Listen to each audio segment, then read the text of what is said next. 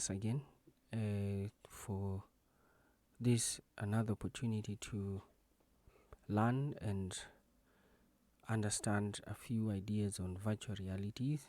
So today we are looking at virtual reality data collection and user tracking idea, or the main agenda that we are looking at. Now, having stated that, we need to know that virtual reality data collection and user tracking is one of the major thing that is done in virtual reality, and it is done for a number of reasons. So virtual reality data collection and user tracking involve gathering of various types of information about the users, interactions, behavior, and experience with virtual reality environments. Now, this data ranges is used for various purposes, including improving user experiences, enhancing content, and sometimes for marketing and advertisement. So, but the real deal is when it comes now to the custody and usage of this information, because this data is gathered and collected from the users, and these users sometimes might be aware or not aware the kind of information that is captured from them and the way this information is being used. So basically, from a legal perspective or from just user perspective and right issues, we need to look at how this data is collected and what it is used for. So we need to start by looking at types of data being collected from users in VR. So that is the main behavior data. So this include data about the user's action, interaction with the virtual reality environment, such as movement, gestures, and choices made by the users. Then on the other hand, we also have biometric data. So some virtual reality system may collect biometric data such as the heart rate, the eye movement, the facial expressions, to gauge users' emotional and psychological responses. Now, apart from that, there is also what we call usage data. So information about how often and how long the users of virtual reality systems are able to use or to make use of a virtual reality content or application is also gathered for the developers to basically understand users' engagement and what do they do and how to make their experience better. Another type of information that is collected from the user is what we call sensor data. So their virtual reality headset are normally equipped with some sensors within the headset to basically track users' head and body movements, so as to make a better experience for the users. So basically, this data enable precise tracking and also creating an environment that is worth and that is enjoyable depending on what the user is doing. There's also what we call the spatial data.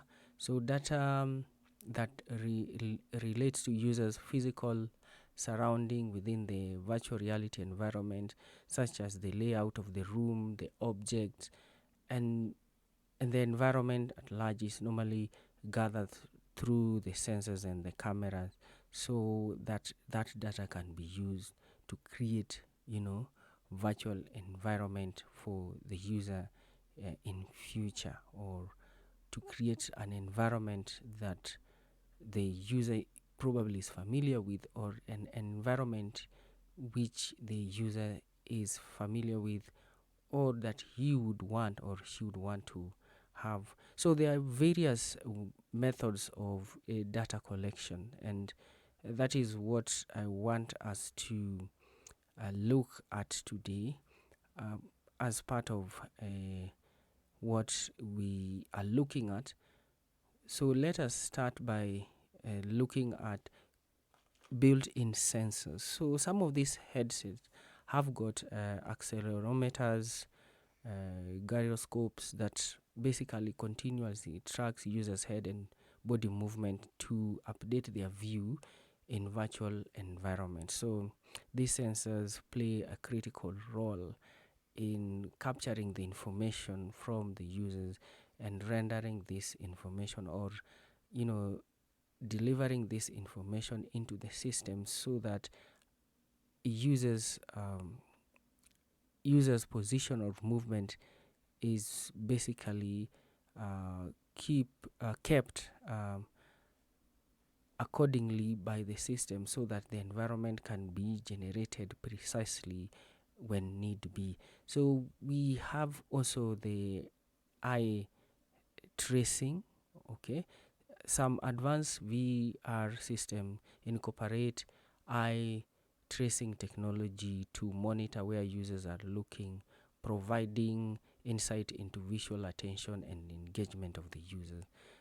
Apart from that, we also have what we call controllers and hand tracking. So handheld controllers or hand tracking systems record users' movements and gestures, allowing them to interact with the VR object. So that is another method of data collection. There is also environmental sensors. So external sensors or cameras are placed strategically or physically within the environment where the user is using the device or virtual device, basically uh, to gather information about the user and his and or her environment. We also have microphones. So these are basically used for voice recognition and interaction. So capabilities have also been incorporated into virtual reality system, also to be able to gather information through microphones, so that the information captured is to be used accordingly. But most so, the microphones that are used are basically there for voice recognition and basically for interaction. So that is important. So those are some of the methods of data collection that are normally engaged or normally used by the virtual reality systems to get information from users and later uh, pass this information into the system. Now, the gist of the matter comes here, where we have data usage concerns. Okay, we have data uses and related concerns of this data that is being captured or gotten from the user. So there are a number of valid reasons why virtual reality systems are collecting this data, but at the same time there is also other narratives that are against these reasons that have been prepositioned to help engage and provide more insight into virtual reality system, basically to make the user experience better than before. So we are going to look at how this data that is being collected, how it is used by the developers and creators of virtual reality system in enhancing the technology of virtual reality for the betterment of user experience. So when we look at data usage and concern, we are looking at this data that is being collected from the user. One and the foremost thing that this data is meant to be utilized in is to enhance user experience. So when this data is collected, it can be used to create more immersive and responsive experiences by tailoring content to suit the users, because some of this data that are being collected are the very personal, and when these virtual reality environments are being created, so some element of this data is being used to create an environment specifically for a certain user. Now, another reason why this data is being collected is for research and development. So researchers can use virtual reality data to study basically human behavior, cognition, emotion in control environment. So when it comes to research and basically finding data elements and enhancing the processes and the systems that are being created, these data that are being collected from users are meant for research purposes. There's also privacy concerns. Now, continuous collection of behavior and biometric data and spatial data raises some privacy issues and questions, because this data that is being collected from you as a user of virtual reality sometimes can land on hands of those people who might take advantage and use this data in a manner that it was not meant to be used for. So sometimes the whole thing is, how is this data being the data that is being collected, what is the status of the custodian of this data? Who are the people who are in custody of this data, and what are they using it for? So sometimes such are some of the key issues that are looked into when we are talking of data collected from virtual reality systems and how they're being used, because at the end of the day, personal data like maybe biometric, like your details regarding maybe your retina or something, or your facial expression, or even maybe your fingerprints or such, are very delicate kind of data which must be put under safeguards and made clear that that data is totally private and should not be released to anybody else. And even if it is released, there must be a mechanism or a way in which the problems or the negativity of the being this data being outside there, not in the right hands, must be neutralized immediately. So those are some of the concerns that are raised by users. Another thing is what we call informed consent. So obtaining informed consent from users of data collection is very important and an ethical consideration. So users should be informed about the data being collected from them, or why it is collected and how it is being used. So it should be clear and stated clearly to the users how the data collected from them is being utilized, and how this data is being safeguarded, or how this data is being stored, so that it doesn't get to those people who can take advantage and make use of it for their personal gain, or for other issues, or for things like identity theft. So the thing is, people should be aware of their data being collected and how they're being used. And also the users or the creators or the developers of this virtual reality system must be responsible enough to be true to their words, not to say one thing and do the other. Like, they collect your information or your personal information, they tell you they are not going to use them for some other thing, or they tell you they are not they are going to keep it safe, but in reality they are using it for their own gain. That one could be also a problem, and it can bring a lot of legal tussles and issues here and there. So The thing is, we all need to be aware when we are using these systems. We need to be aware of how this data being collected from us are being used, and for what reason this data is being collected. So it is important for users and consumers of virtual reality systems to be aware of this. Another element or thing that is important is data security. So storing and securing VR data is very important to prevent what we call unauthorized access or data breaches that might arise owing to the fact that, you see, any uh,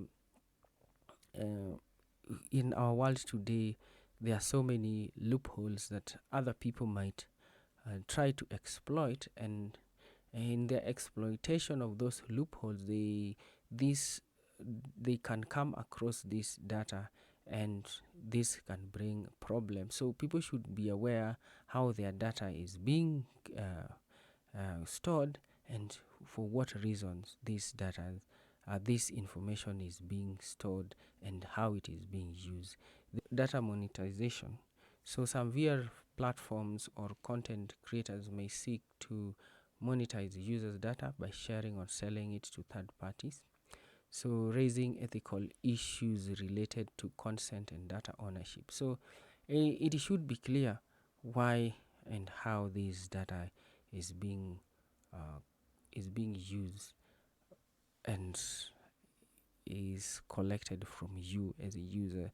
There is also what we call user profiling. This is what we call user profiling. The combination of VR data with other user data can result in detailed user profiles, so which can be exploited by targeted advertisement organizations for or other purposes without users' consent. So those are some of the issues that are arising.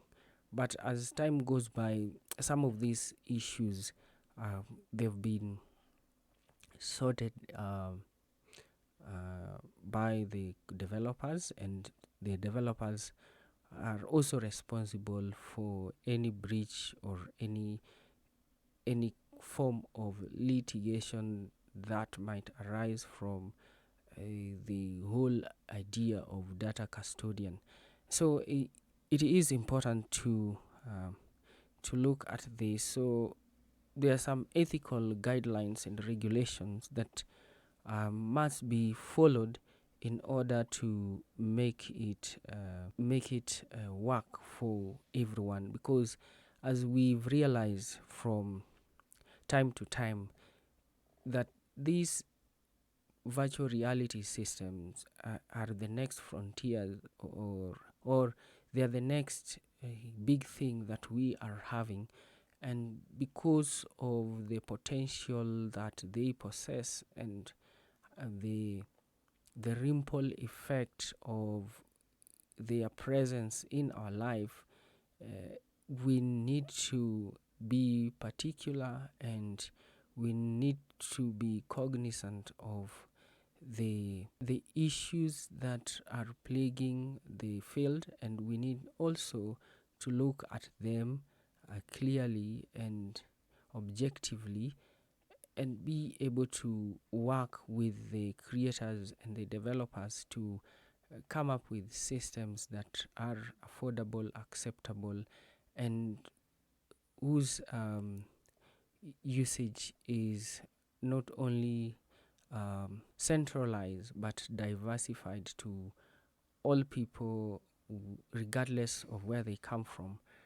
And if this is actualized, then we'll be able to see tremendous changes in our social life, and not only in our social life but also in our learning institutions and basically learning systems. And because the potential of these systems to the world today is quite big, and it is something that we really need to put our energies, our minds together so that we can be able to make this thing work for all of us and for everyone, because of the potential virtual reality has been able to promise us. So thank you for your time. See you next time. Remember to subscribe and like the video. Thank you.